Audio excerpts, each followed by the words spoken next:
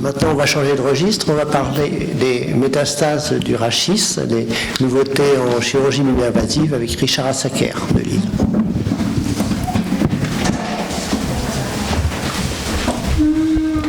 Merci. Monsieur le Président, Monsieur le Secrétaire, je remercie tout particulièrement aussi le professeur Chiras de m'avoir convié à cette réunion et me donner cette lecture. Donc on va insister sur la mise au point, sur les nouveautés en termes de traitement chirurgical des métastases du rachis, et c'est là où la chirurgie mini-invasive trouve toute sa place.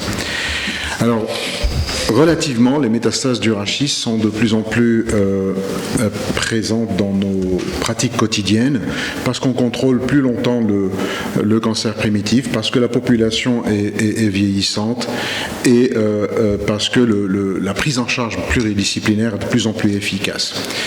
Les objectifs thérapeutiques restent très simples et constants. On doit préserver la stabilité de la colonne vertébrale, préserver la fonction, contrôler localement la tumeur, mais on insistera un peu plus aujourd'hui sur la préservation de la qualité de vie et la sortie rapide du patient du milieu hospitalier pour rejoindre un peu son environnement familial. Alors on s'est basé sur des pronostics, des échelles pronostiques pour moduler notre agressivité chirurgicale, et c'est là où je vais un peu décrire ce nouvel arbre décisionnel. Face à une métastase, en voici une ici, on a une lésion lytique d'un corps vertébral. Le chirurgien peut faire beaucoup de choses. Il y a quelques années, on avait le tableau neurologique, on examinait le patient, il est ou il n'est pas neurologique.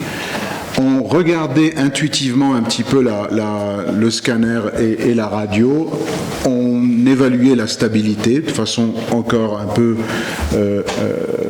intuitive, et en fonction du cancer primitif, c'est bon, c'est mauvais, on décidait d'une chirurgie de décompression conventionnelle, de stabiliser et de l'envoyer en radiothérapie. Il n'y a pas très longtemps, on était dans ce chapitre-là. Aujourd'hui, on a toujours le profil neurologique du patient, toujours le risque fracturaire et l'instabilité ou non. Le cancer primitif n'est plus un simple cancer d'organes, mais on a rajouté à tout ça la biologie moléculaire. On a une évaluation beaucoup plus rigoureuse, beaucoup plus poussée, avec des classifications un peu plus sophistiquées. La qualité de vie en fait partie.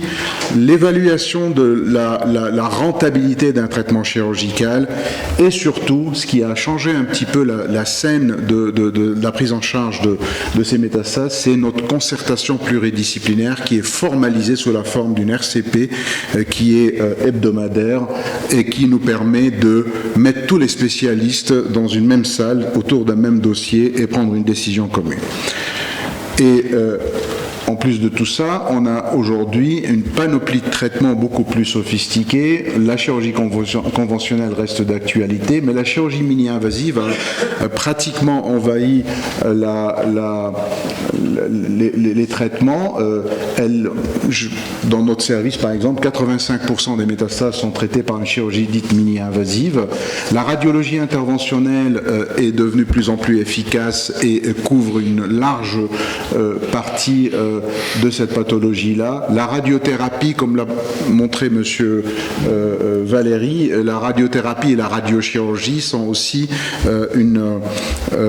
des techniques qui sont nouvelles et qui sont très efficaces. J'en parlerai. On est loin de la publication de Patchell, qui est d'ailleurs en 2005, mais qui compare chirurgie à chirurgie plus radiothérapie. Aujourd'hui, on a plus que ces deux outils-là, on est largement au-delà. Je reviens à cette fameuse métastase, une lésion lytique à risque fracturaire, et sur une même lésion, on peut être hyper agressif, enlever toute la vertèbre, remplacer de façon circonférentielle le segment malade, jusqu'à être très palliatif en injectant un petit peu de ciment chirurgical dans le corps vertébral. pour une même lésion, on peut moduler notre geste thérapeutique, j'allais dire, du plus agressif au plus palliatif. La clé, c'est d'être le plus adapté, le plus approprié à cette lésion. Si je dois aujourd'hui résumer la problématique de la métastase rachidienne par une perspective chirurgicale, le plus dur, c'est de ne pas surtraiter ni sous-traiter. C'est de traiter de façon adaptée une lésion qui paraît monosegmentaire dans certains cas. Si vous regardez toutes les options thérapeutiques dans le cadre des métastases, il y en a beaucoup qui sont les traitements généraux et puis des traitements focaux qui soient des traitements de destruction tumorale ou de stabilisation. L'environnement est important, donc j'insiste beaucoup sur cette concertation pluridisciplinaire. Le développement de la radiochirurgie est important et le chirurgien doit être éduqué à ce genre à cette technologie pour aussi prendre une décision thérapeutique qui en dépend. La chirurgie mini-invasive est une chirurgie qui ne se fait pas que dans les métastases, c'est une chirurgie rachidienne qui a été développée au départ pour le dégénératif, mais qui trouve pleinement sa place dans cette pathologie parce que ça permet aux patients de se lever très rapidement et de sortir de l'hôpital très rapidement, d'aller à ces traitements adjuvants de façon plus sécurisée puisque la peau n'est pas agressée et la cicatrisation est beaucoup plus rapide. Le risque fracturaire, je l'ai dit au départ, le chirurgien regardait la radio et disait « Ah, mais ça risque de casser ». Aujourd'hui, on a des scores qui sont très précis, qui nous permettent de dire « Ce patient a un risque fracturaire élevé ou il peut tenir sur une lésion ostéolytique ». Et puis, il y a les thérapies ciblées, c'est pas mon topo, mais les thérapies ciblées, d'où l'intérêt d'être pluridisciplinaire, d'être tous autour d'une même table pour discuter un petit peu la partie de chaque, le bénéfice de chaque thérapeutique. Alors, l'arbre décisionnel a été publié par le Tumor Study Group, Spine Tumor Study Group, qui a été publié il y a quelques années et qui s'appelle le NOMS. Il prend en compte la neurologie, l'oncologie, la mécanique et l'état général du patient et systémique. Donc avec cet algorithme décisionnel, on arrive à avoir des orientations thérapeutiques qui sont, encore une fois, j'insiste, multimodales, multidisciplinaires. Donc dans l'aspect neurologique, on va évaluer les signes neurologiques du patient avec des classifications et aussi l'envahissement épidural, l'épidurite métastatique qui est aussi aujourd'hui gradé. L'oncologie, c'est le profil oncologique du patient et surtout, s'agit-il d'une tumeur ou chimiosensible ou chimiorésistante, radiosensible ou radiorésistante. Sur le plan purement biomécanique, est-ce qu'on a un risque fracture élevé? Et là, on a un score qui est le Spine Instability Neoplastic Score. Et sur le plan systémique, avec également des échelles pronostiques et tout ça combiné nous permet d'adapter notre traitement. Donc si je pars sur le premier chapitre, neurologie et oncologie, donc une tumeur, je vais simplifier, une tumeur qui n'a pas de signe neurologique et qui est radio-résistante va être traitée de façon, on appelle ça une chirurgie de séparation, on va éloigner la tumeur de la moelle épinière pour envoyer le patient en radiochirurgie, j'en parlerai un petit mot après.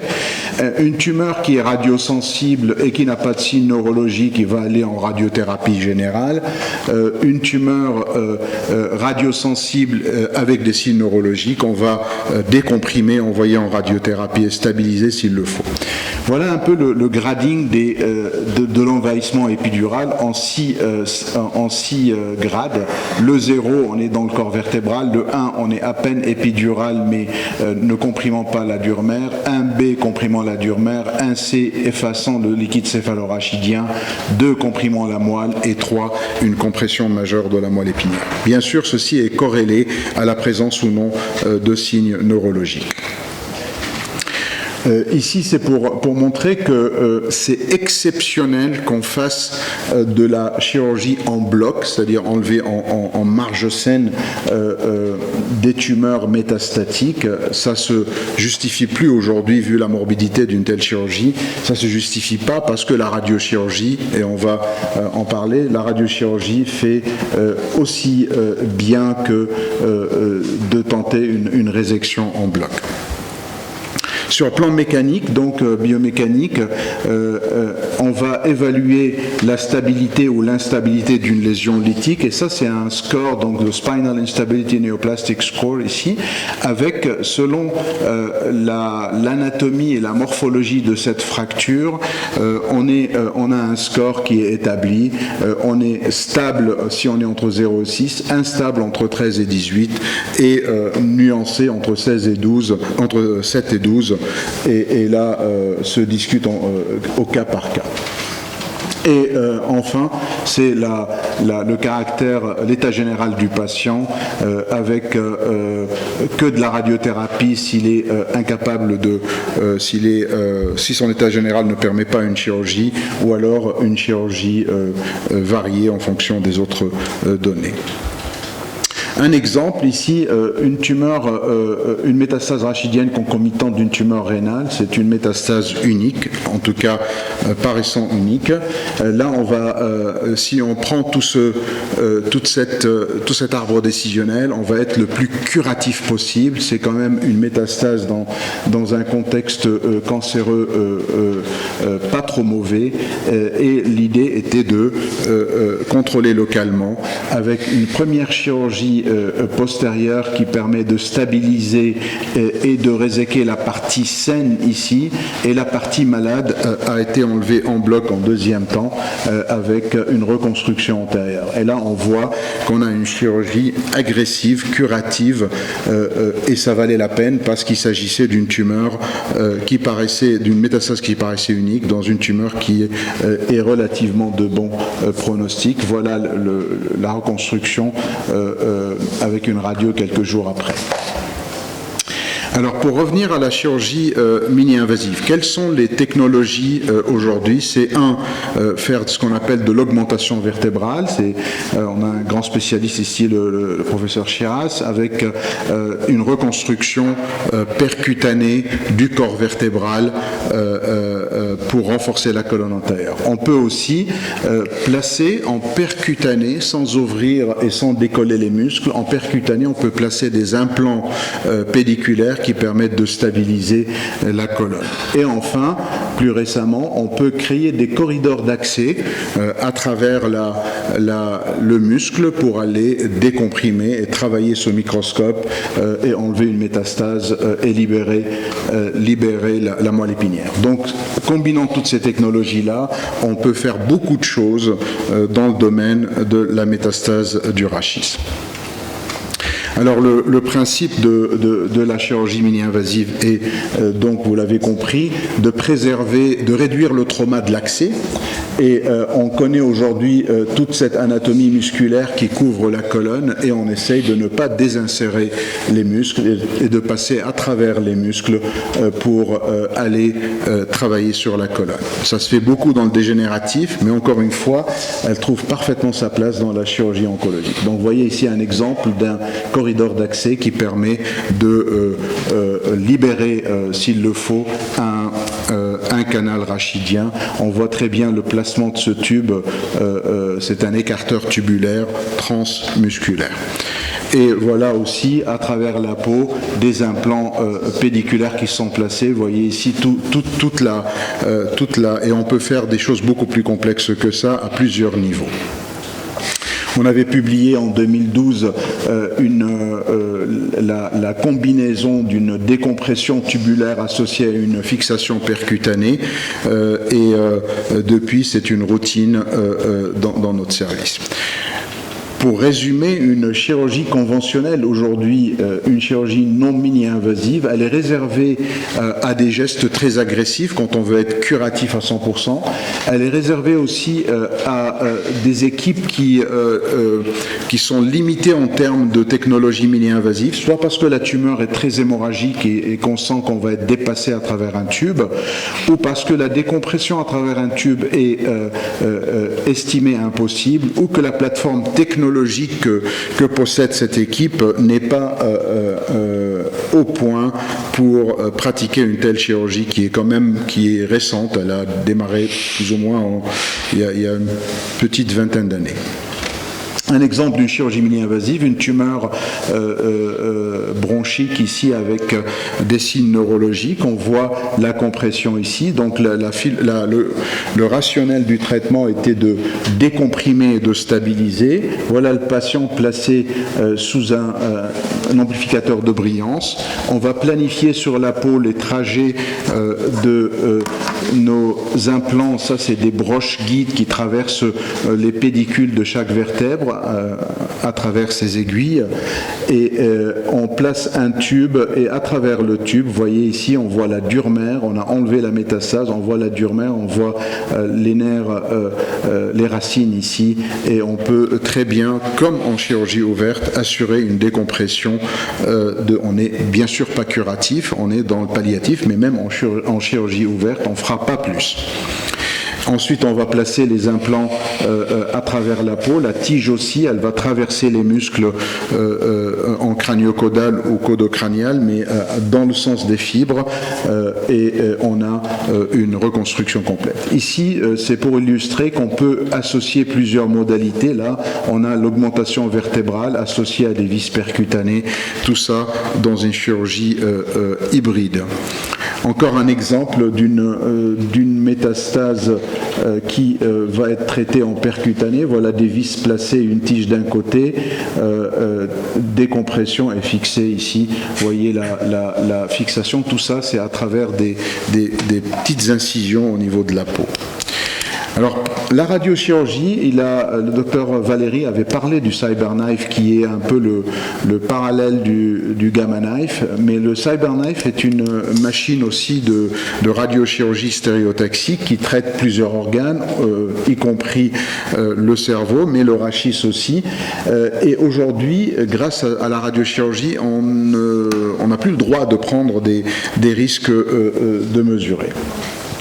Et le contrôle local par radiochirurgie est très bon. C'est quand même comme la métastase crânienne, comme la métastase cérébrale, on peut parfaitement contrôler, selon le même principe, les métastases rachidiennes. Donc ici des exemples, et à partir de cette technologie-là, on a développé ce qu'on appelle la chirurgie de séparation. C'est-à-dire quand on estime que la chirurgie en bloc est risquée, on va éloigner, on va réséquer chirurgicalement la partie de la tumeur et laisser un reliquat qui est compatible avec une radiochirurgie. Voilà un exemple ici d'une lésion bronchique aussi assez compressive. On a libéré la moelle, stabilisé et envoyé en radiochirurgie le reliquat qui est loin de la moelle et qui peut être traité par radiochirurgie de façon au moins aussi efficace. Voilà le contrôle du patient.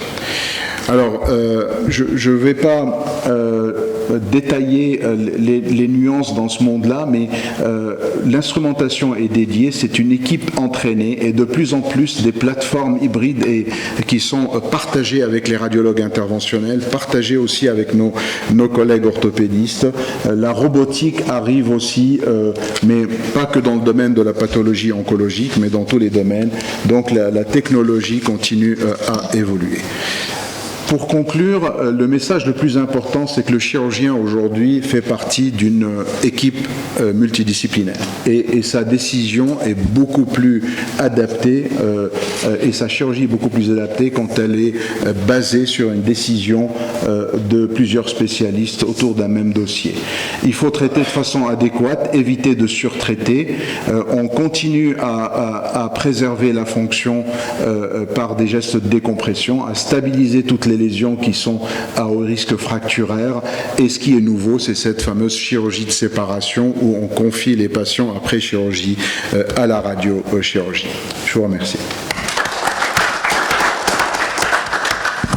Merci beaucoup, Richard, de cette très belle présentation.